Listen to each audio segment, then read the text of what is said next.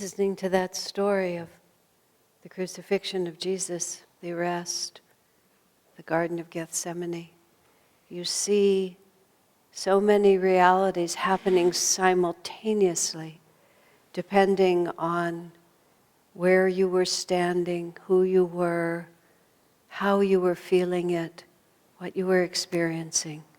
Of course, at the center of it, you have Jesus himself, who hovered, in a sense, over all of it.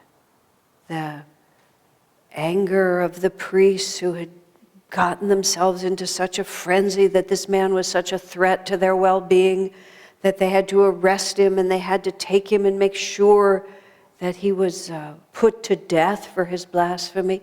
Think how intense their passion was against him. I mean, what did Jesus do? He existed. He brought this divine consciousness. He brought this clear perception of a true relationship with God, which these priests, even though they pretended to have it, did not have it at all. He was an absolute reproach to everything that they stood for, and he was gathering energy and commitment and force against what they were about. He drove the money changers from the temple. He showed a power over the elements of this world, including death itself, healing the lame, making the blind see, raising the dead, calling Lazarus out of the tomb.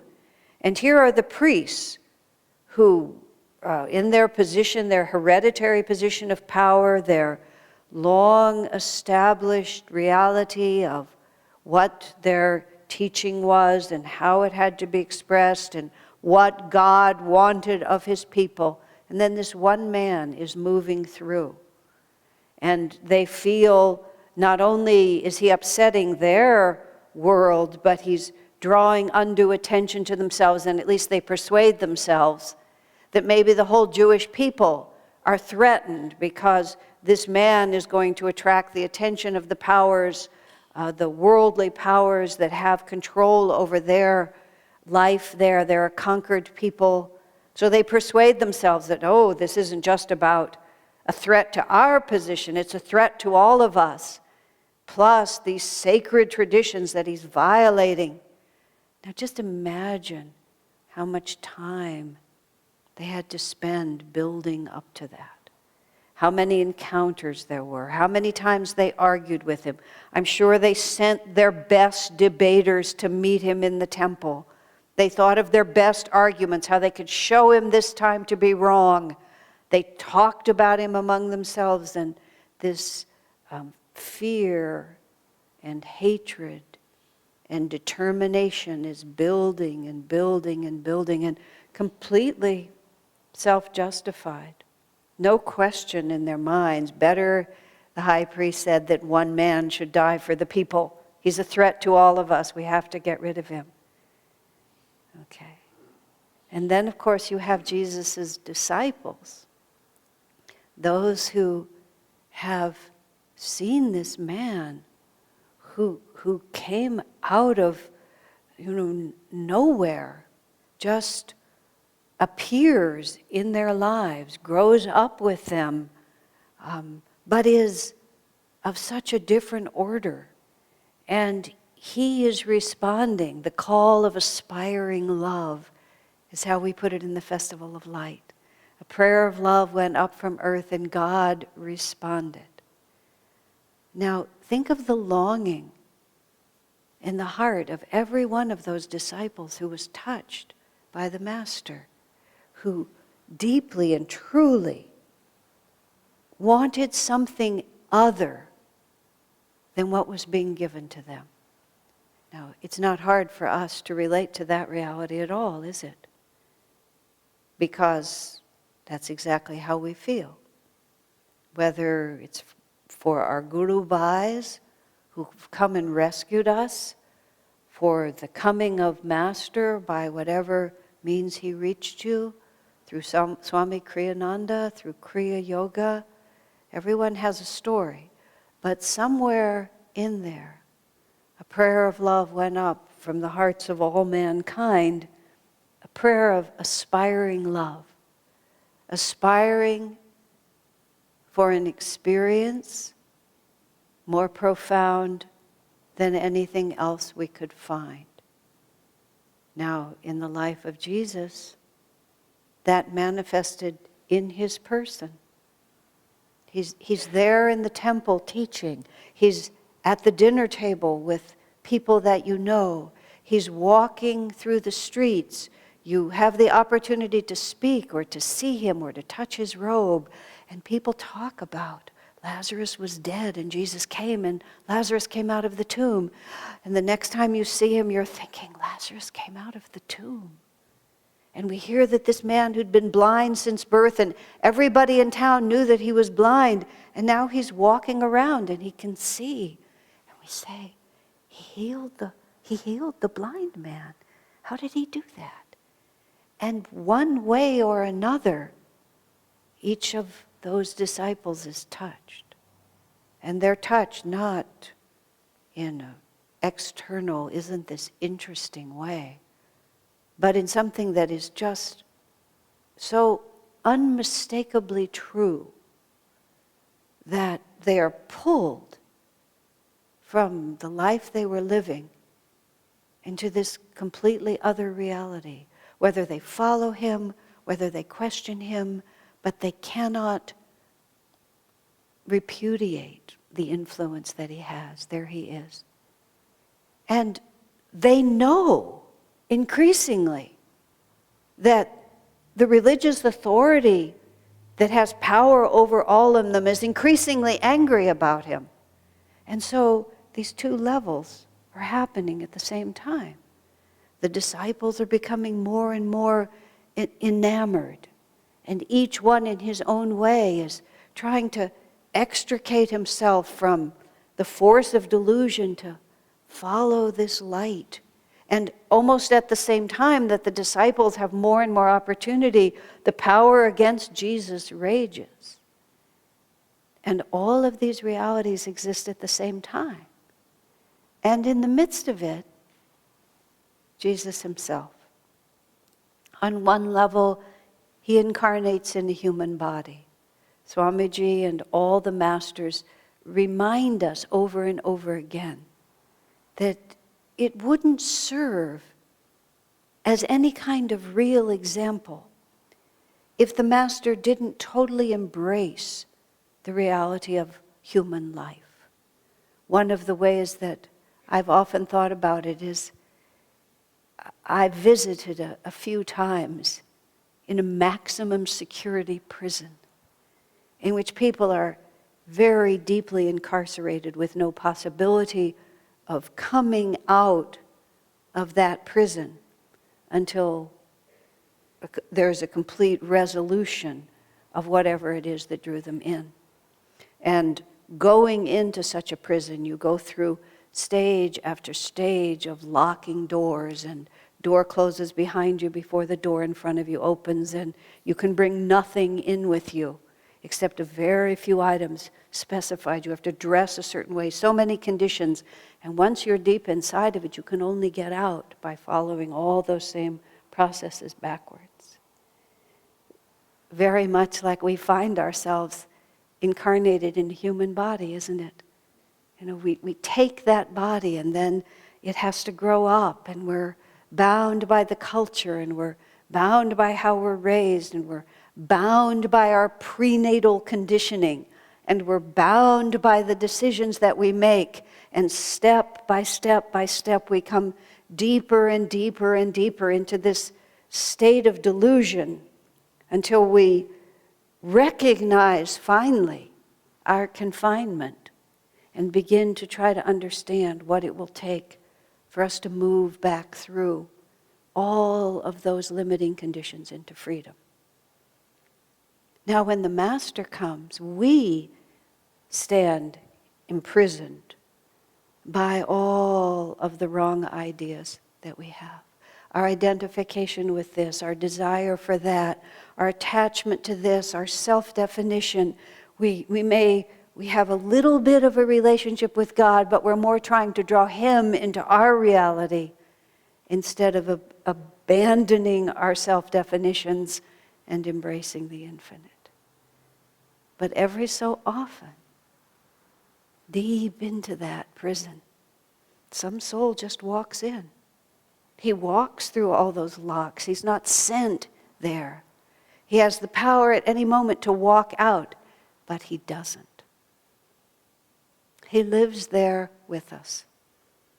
And he takes on all the conditions that bind us, not because he has to, but because he loves us.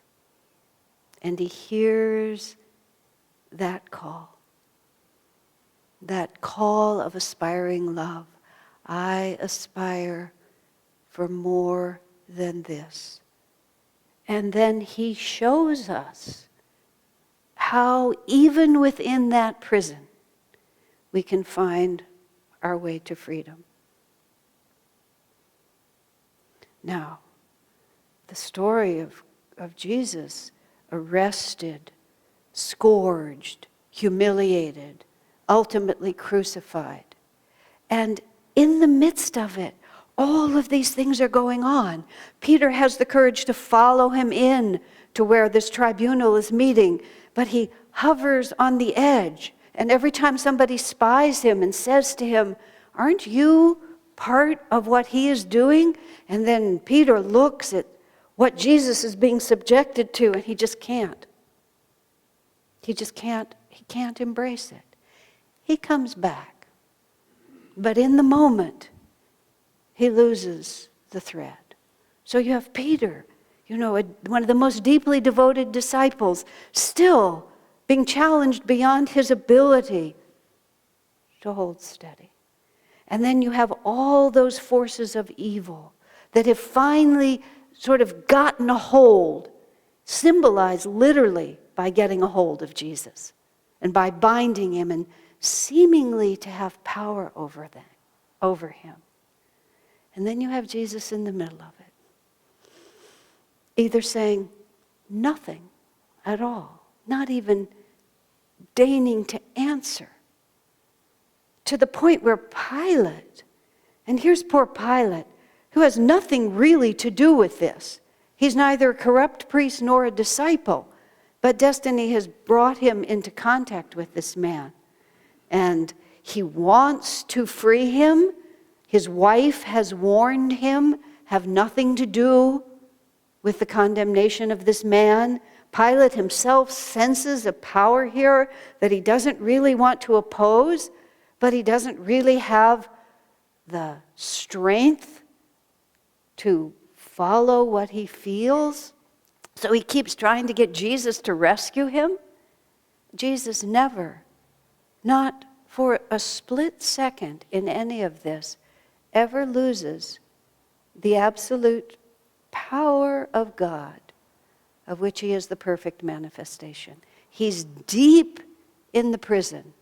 He's deep in the chaotic, bound world in which all of us live, but he never loses touch with who he really is. Even as Pilate is trying to tell him, Pilate becomes so frustrated.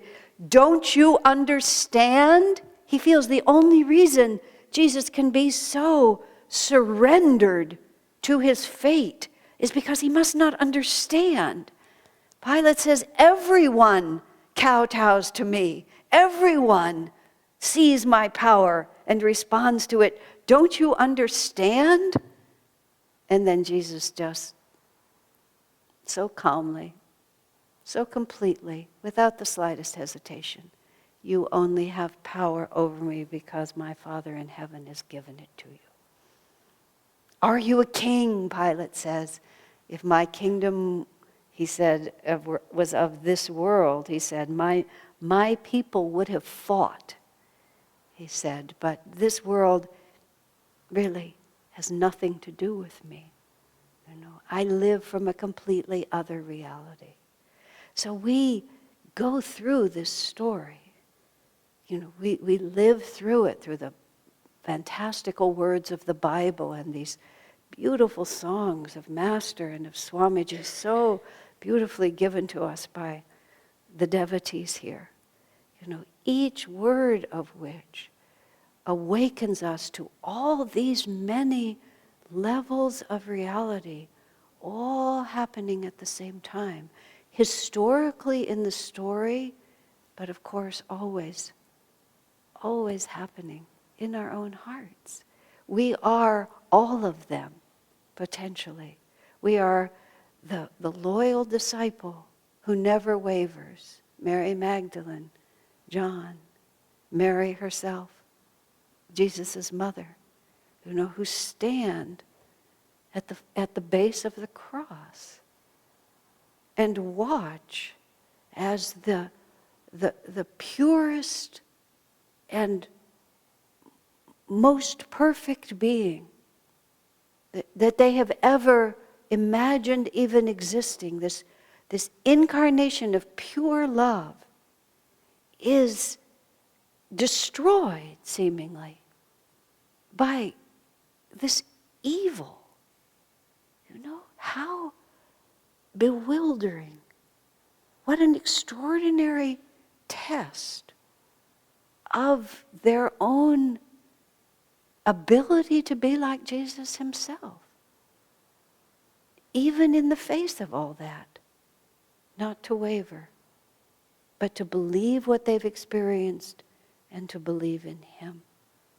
And there, even as he's dying, Father, forgive them, for they know not what they do.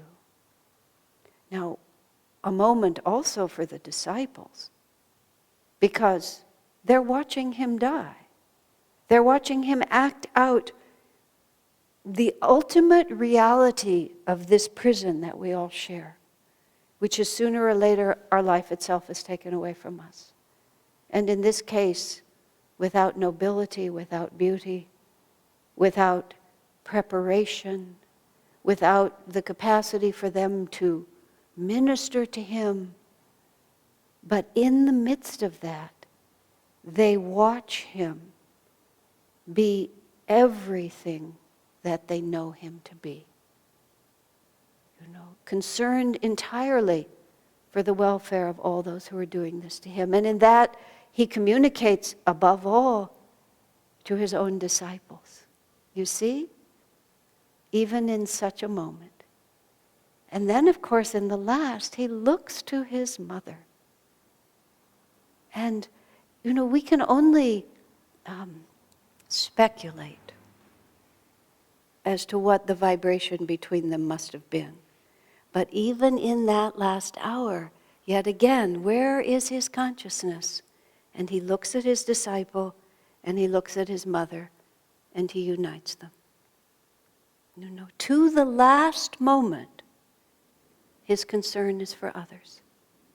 For those who have hurt him, and for those who have loved him equally. And then when that was done, when John and Mary were united, and from that day the disciple made a place for her in his home, and Jesus knew that, then Jesus is finished. And now what they see is that he just pulls out of his body. And the story goes on to say, no one died that quickly from crucifixion. And they wanted to hasten the death of people because it was coming into the Sabbath and they needed to have this done. So they went to break the legs of those who were being crucified because that would hasten the collapse and they would die more quickly. But they went to Jesus and Jesus was already gone. And again, for the disciples, watching, first of all, he was gone. This had ended in a way that none of them could have anticipated. None of them expected it, nor did they expect him to die. Something else was going to happen. But also, they all realized that he hadn't been killed. He had withdrawn. And so all of the faith, even though now it has taken this completely bewildering form, But all of the faith they have in him is verified. Even before the resurrection, all of the faith they had in him is confirmed by the way he carries himself in this last moment. This is why we read this story over and over and over and over and over and over. And each time it just lives in front of us because it's our own heart. It's our own destiny. It's our own story. I was standing on this porch here, and there's a Methodist church across the street. And I suppose it's always been there, but I have to say I never saw it. On the roof of that church, there's a very narrow spire, and way up at the top of the spire, there's an extremely plain cross. So it towers, way above the buildings around it. Just so simple. It really could not be any simpler.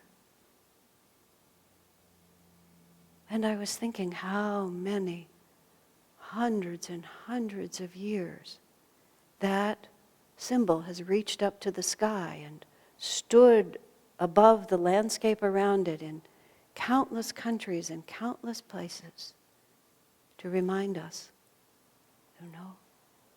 just that much to remind us of all that represents and to give us the courage, One day life is joyous. One day everything that we believe in and everything that we are is being challenged. The next day it's joyous. The next day it's being challenged. Jesus, always the same. The vision of the divine, the heart surrender to the infinite. Even now, you would have no power over me, except that my Father in heaven has given it to you. When Peter fights against his arrest, Jesus said, why would I not drink the cup that God has given me? Never for a moment losing awareness of who he is, why he was born, who we are, why we were born, how we live, how to live, why to live that way, and ultimately the promise of freedom inherent in following that path. We're going to end now with the purification ceremony.